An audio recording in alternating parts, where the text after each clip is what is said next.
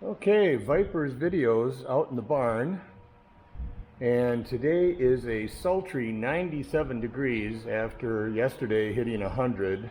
Today I'm going to do a video I've wanted to do for, oh my goodness, a really long time. Let's throw out a number like 6 months.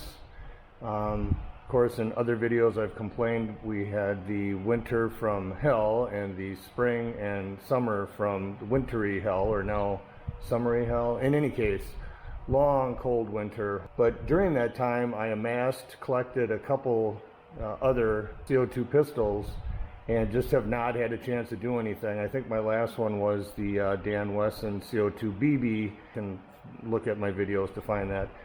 But today I wanted to do an interesting video on the Smith & Wesson, the Umarex Smith & Wesson M29 8 3/8 barrel BB pistol. I got this actually last November. Even though this appears to be like a first look, I actually haven't shot it until today, so that'll be interesting at the end of the video.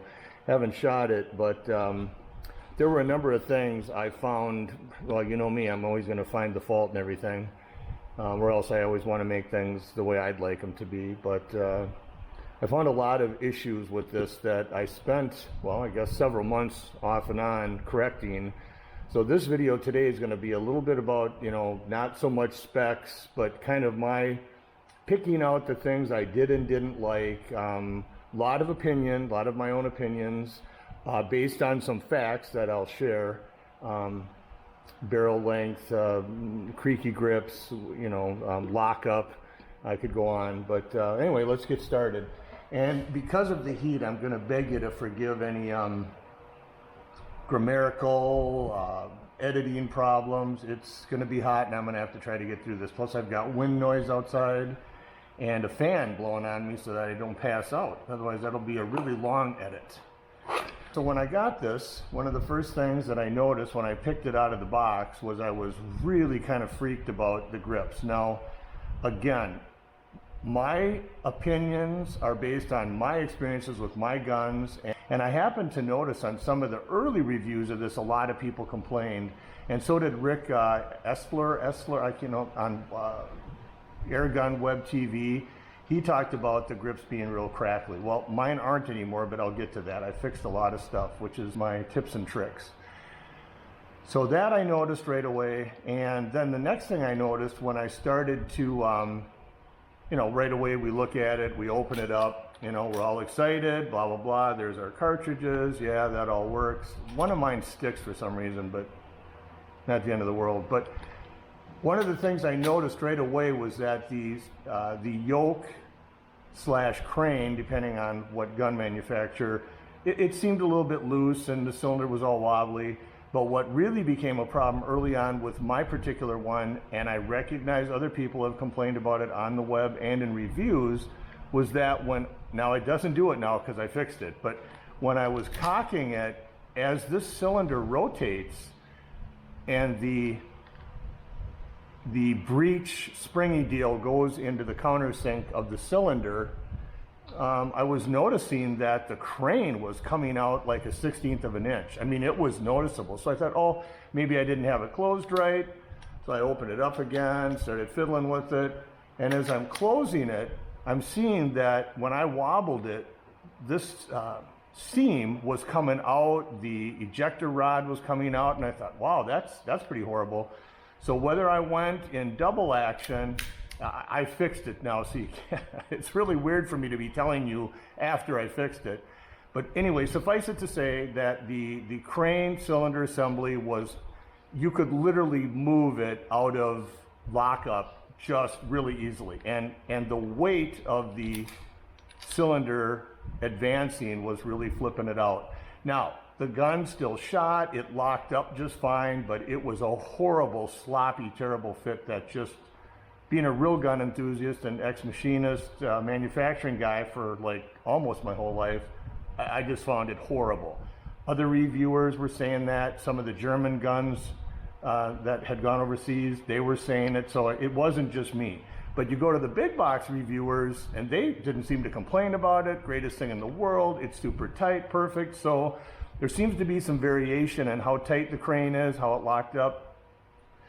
But I will get into right now why I think that it was doing that. Besides the sloppy tolerances, the thing about a Smith & Wesson is when you watch it advance, okay, it is turning counterclockwise. So that is actually pushing against the lockup.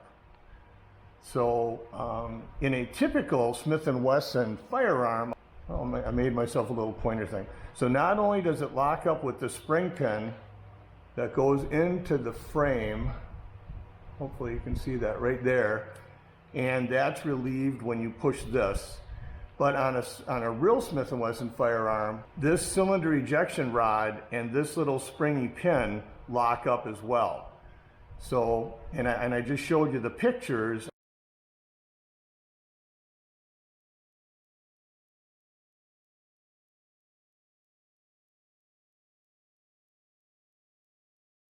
How those lock up not only at the back of the frame cylinder plate, but also the ejector rod latches into that pin. So anyway, these did not. I'll show you the pictures now of how this came.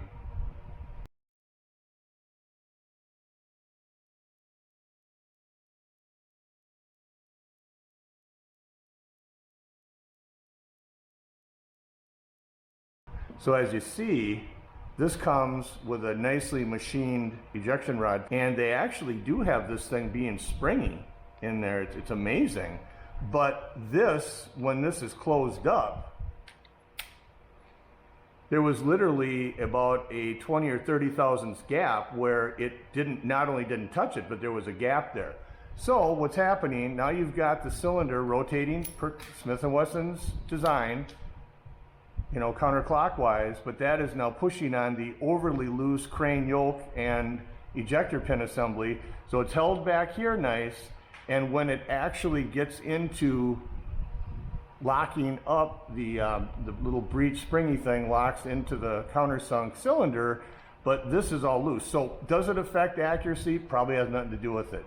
Does it affect the fact that it functions? No. But if you're kind of, do I use the word OCD, anal retentive, a million other things, or you just like things to be right, it was terrible. It really was terrible. And I suspect some guns, depending on how loose the tolerances are worse than others. But anyway, so what I ended up doing was, here was the quick fix that I did right away, was I got some UV resin and I put a drop on there after cleaning it up and roughing it up. And then I ended up, so I made it so the UV resin drop would be in contact with the ejection rod pin, would be in contact with it, and then I drilled a small hole in top of it, actually kind of more like a countersunk it. I'll show you some pictures here.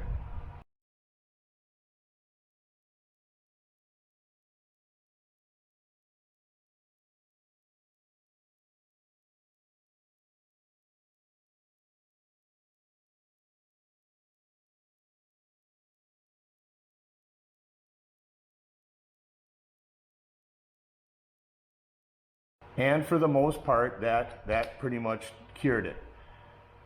Well, then I'm still doing more further research on the web, and I found this one guy from Germany that on his whole page, the only the only video he has is he got one of these, and he was really disappointed in how floppy and sloppy his was. But he actually took the pin out, and it actually is a counterclockwise thread. So when you think you're tightening it, you're actually loosening it. Find his video on the web because it's really informative on how he did it. And what you end up doing is you take it out, and I actually used a center drill. It's about as straight as I could get without a lathe. And I went down, and that's actually like I'd say it's more of a countersink than a straight drill in. And then I just rounded the edge of that so that when it's a radius, so that when it rides on that pin, it just drops in there. And you're going to say, well, how did you get it to stick out farther? What I ended up doing was when I took this out, and back by where the threads are, there's a little step. And on that step, I was able to find a little tiny metal washer that was about, I'm going to guess about 40 thousandths thick. and just about the amount I wanted to move it. And I make jewelry, so I'm used to using like lots of hand tools and files, and it took me about, I'm gonna guess about an hour, hour and a half, but it had to be the same OD as this and then fit over those threads. So basically I just made a washer. You'd have to find your own way to do it. And then when you screwed it in, now it's sticking out far enough to cause interference with that, but the radius on the tip and the counter bore or countersink, now when I push that closed, it rubs on it like it's supposed to. There it causes a little friction and drops right in. So now it's, oh my God, it's as tight as, and it's exactly like those Smith & Wesson pictures I showed you where it locks in here and it locks in up there. But in fact, it still is nice that it doesn't go flopping around when you cock it, when it rotates. Boy, it's so clean now, my God. There is nothing on the top of the crane. I mean, it fits in there smooth, and I think that was part of the problem too. This actually has got a little bit more of a gap maybe than another one, yours or someone else's. So that's fixed, I'm okay with it. All right, next thing. A lot of people complained about how squishy the grips were. So in other words, these fake wood grips were, this one seems pretty tight because it's screwed in, but when you would grab it, I mean, you could feel it squishing in and it would go kind of like squeaky shoes, or I don't even know, it's just like plastic was creaking. And I mean, it did it in the front here, did it in the back, did it especially in the middle when you didn't have a CO2 cartridge in, sometimes even with one, and it did it up here. So that drove me absolutely crazy. Plus there was movement. So the first thing I noticed is on this supplied hex key that's molded into the die cast, that has a really big hole that rests in for clearance. Well, the nice part about it is it makes it easy to take out. It's easy to put back in without damaging the grip, you know, because everybody just slams these home. But the other problem was with that, it has a lot of way to make a lot of movement in there. So I measured that, I found some black tubing, and I put a little sleeve on it. So now, when you put that in, that sleeve centers itself in there, and it's really a nice friction fit. So that removed the movement. Wow, I mean, instantly, this thing used to go back and forth, I'd say probably 20 or 30 thousandths. Now it doesn't move at all. So then I put it all back together, and you know, the grips were still squeegee, making squeegee noises, and it felt kind of cheap. I didn't like it. So what I ended up starting to do, this is the same UV resin that I started working on the ejector pin lockup with, and I started to just go along these edges to kind of reinforce it. It was real flexible. So I kind of went around. I didn't want to cause any interference, so I kind of eyeballed everything. I really didn't do any technical measuring because I didn't know how tight this grip was or wasn't, but the fact that it kind of moved around a lot kind of told me that it probably wasn't all that tight. So anyway, I started going around the outside edge, and I put it on, and then pretty quick the fit got nice and snug, but it still was squeezing, making squeezy noises in the center of it. So then I thought, well, there's the cutout for the CO2 cartridge. So I thought, boy, I'll bet you there's still a little space in there. So I just put a little bit in there and UV lighted it, a little bit more resin in there, UV lighted it all the way up. Tried it again. So this literally went on for, again, another probably hour and a half until I was comfortable. The process just kept going until I ended up literally coating the whole inside of this grip. Now, you might say, why don't you do that all right away? Well, the problem is, if there were some areas that were tight and I did it, oh my God, then now you got to try to heat this and wreck the grip, so I just didn't want to do that.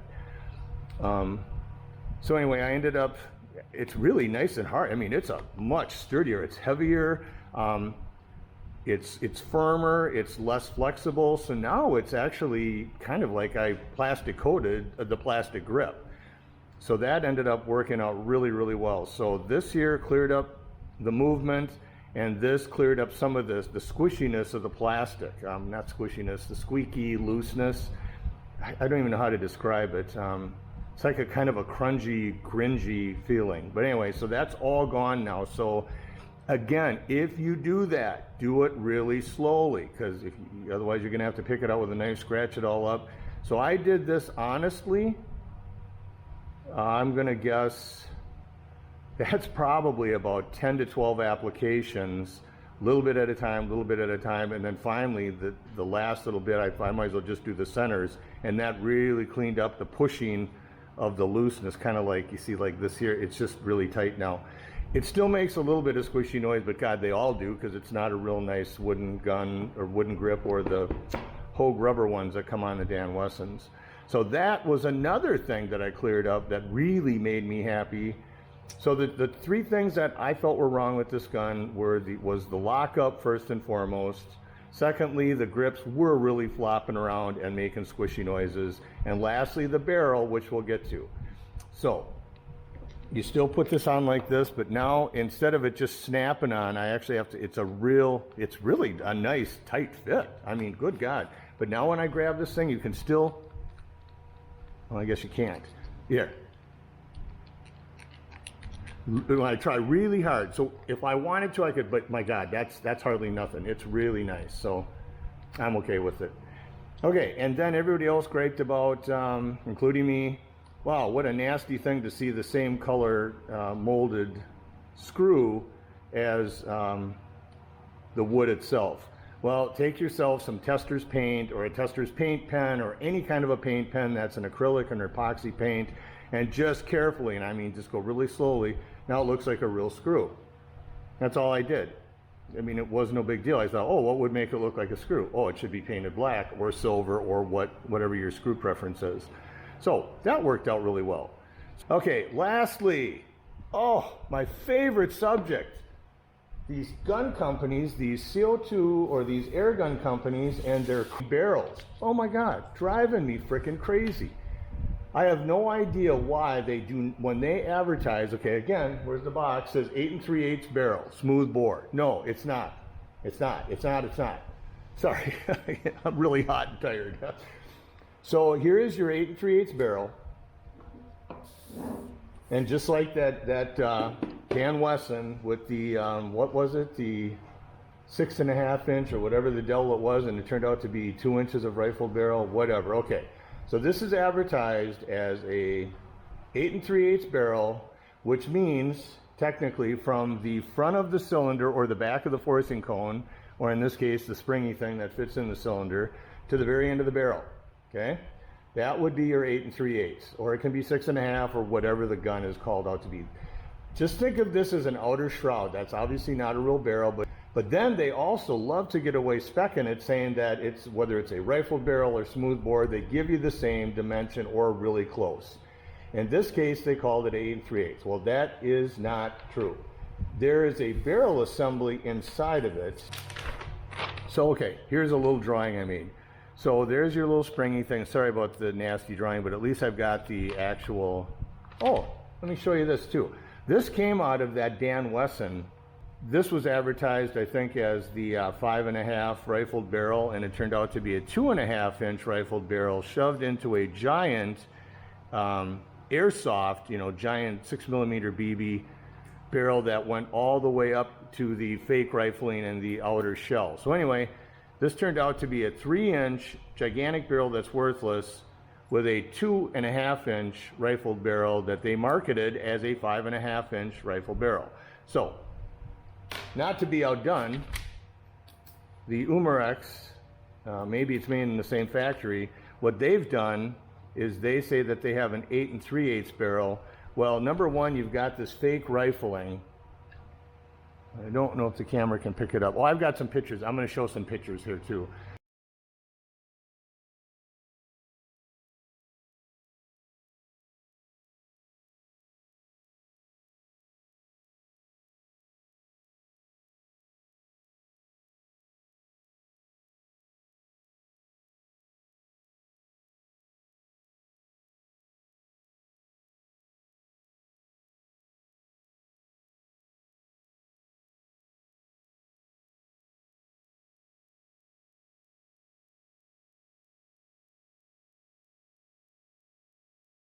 Okay, so you saw the pictures.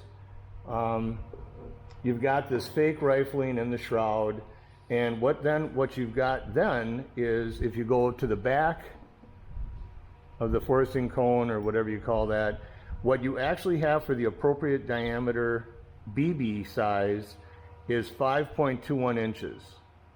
So that would mean if this was the BB version, this part would be the appropriate smoothbore for a BB, and that would be 5.21, and then this extra giant oversized bore ends up being 2.69. So it's a better ratio.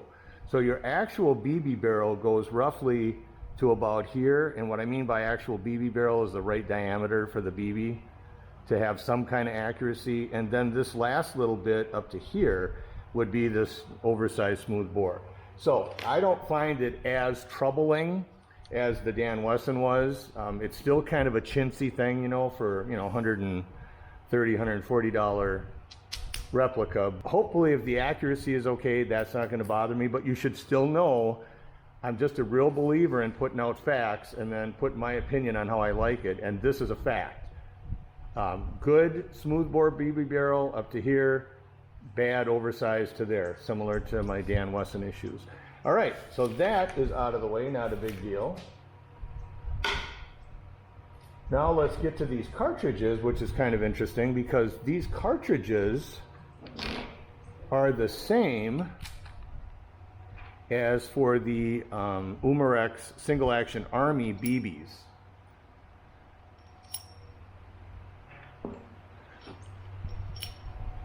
And that tells me that if you were to grab the Umarex Colt single action Army pellet ones, which I think are just a little bit larger, I'm not really sure the difference, but they're silver, they're actually chrome plated or nickel plated brass. I believe you should be able to fire pellets through here almost like a dual ammo. They don't advertise it, I don't recommend it, but I'm going to try it here in a little bit when I get to the accuracy part. So let's get that going. I am going to start with the Hornady Black Diamond, then move to the Copperhead, then the Umarex Steel BBs. If you remember right, these are the smallest, these are medium, these are the larger, if you will. So these are 0.171 inch, these are 0.172 inch, and 0.173. It may or may not make a big difference with that, you know, I showed you the difference in the barrel, and so we'll see how this one does. I am not going to chronograph today because there's no doubt in my mind this thing is going to make the power with it being nearly 100 degrees. So the accuracy will all depend on the BBs and the barrel, and of course my ability to hold it straight. So I am going to do the typical 30 feet like I always do, and we'll see what happens. I'll get the camera set up down there and we'll get going. Okay, got something set up here, Hornady Black Diamond, just a black dot, probably not going to be the easiest thing, but I'll give her a shot. And as always, I'm going to edit out the time between shots. I wait 10 seconds between shots, and the walking back and forth, setting everything down, I edit all that out, so we don't have to waste time with that. Okay, here we go.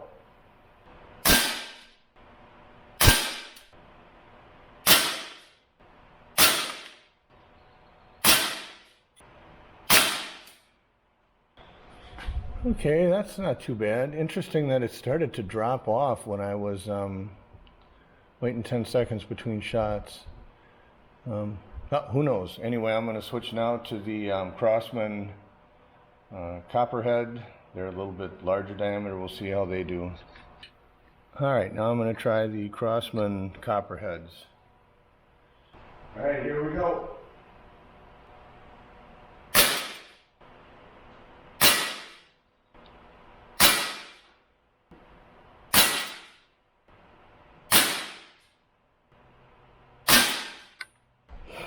All right,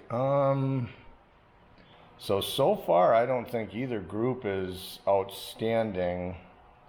Boy, without that, this one is not too bad, but boy, they're really close. So next up we'll try the Umarex zinc plated 0.173. So they're 2 thousandths larger than the Hornady Black Diamond at 1/1000th larger than the Craftsman Copperhead, so they're the largest BB I've got. So maybe, and that's an Umarex product, so maybe that's the magic bullet, so to speak. Let's check it out. Okay, here we go.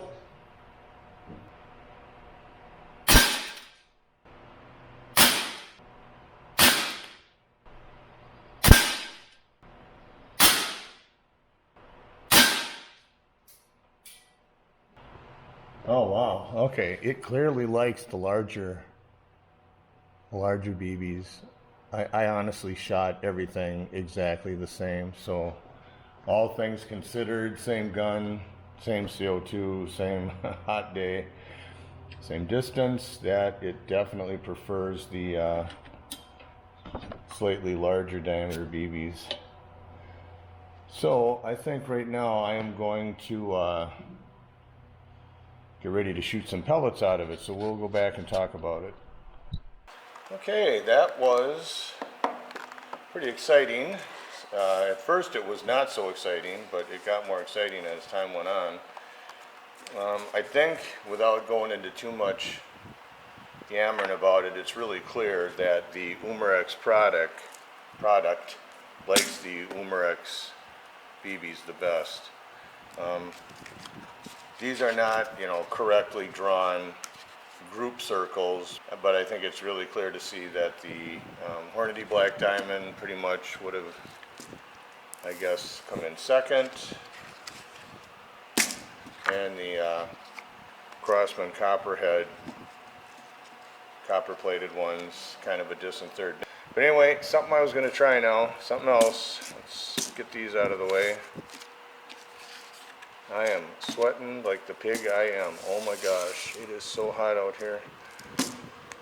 Alright, so as I was telling you in the first part, it appears that they are using the Umarex Colt Single Action Army cartridges for the BBs. So I was thinking I would try some Craftsman 7.4 pointed pellets in the smoothbore. This is just for fun, nothing serious at all, just to see if it does anything. And I will first, apparently there's some little bit of a difference in diameter between these are also Colt Single Action Army Umarex for the pellet versions of their single actions. And this is, of course, the BB version, which comes with the Smith Wesson M29. So there's a little bit, I can't remember exactly, I'd have to measure again, but I suspect that these pellet ones are just a little bit larger. And to accommodate the skirt leaving and such. So I'm going to try to shoot pellets out of it with those, because the dimensions are the same on the length and everything, just the bores are a little different. So we will give that a try and see how it works.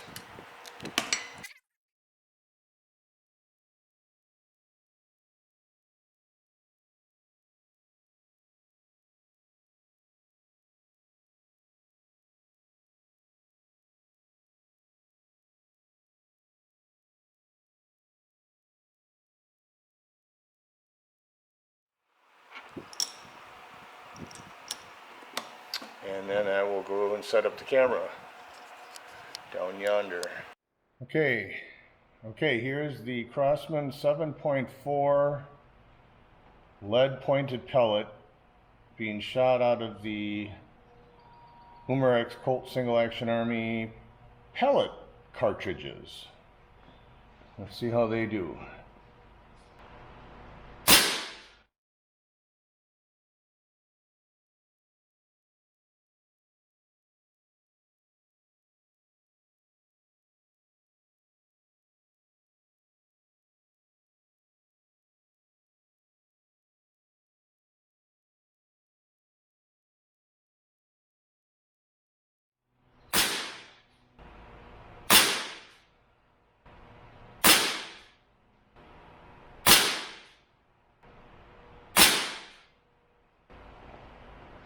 Oh wow, if that isn't the surprise of the day, holy smokes. Wow, that I've got I've got rifled barrels that don't do this good. Okay, that is really strange. Well, I'm not going to look a gift horse in the mouth. That's really nice. Obviously, the point of impact, the sights aren't right on, but if I was adjust the sights, a couple of clicks over to the right and up to raise the point of impact, that would, wow, that would be really good. That is crazy good. Let me get this camera off of here and we'll go back. I gotta, okay.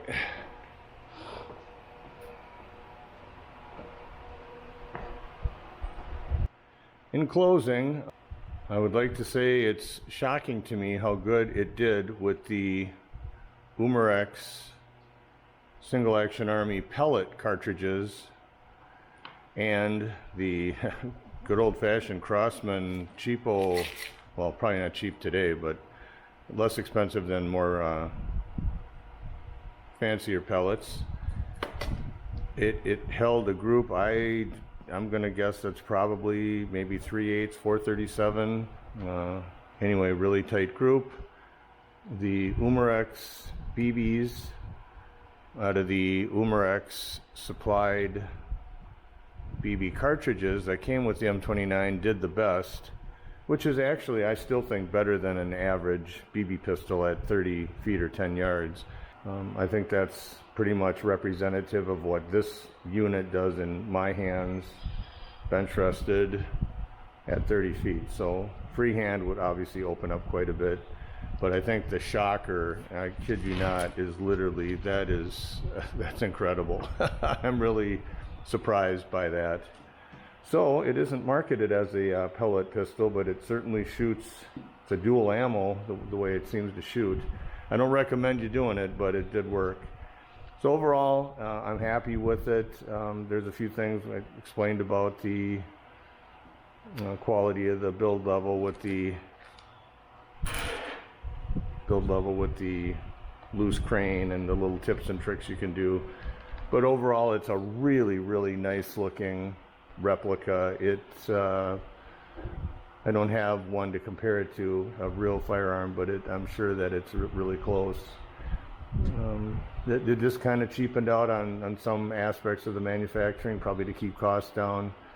The barrel, I was going to say, was a huge disappointment until, of course, this, so I'm not quite sure how to make that. That shoots better than my rifled barrel Dan Wesson pistol, so I don't know. You just never know. Every gun likes different ammo. I could probably run some RWS hobby and it might go all over the place, but it's too hot to do it today. So I hope you learned something, hope you enjoyed some of it, and I got to get out of here. It's too hot. Thanks for watching.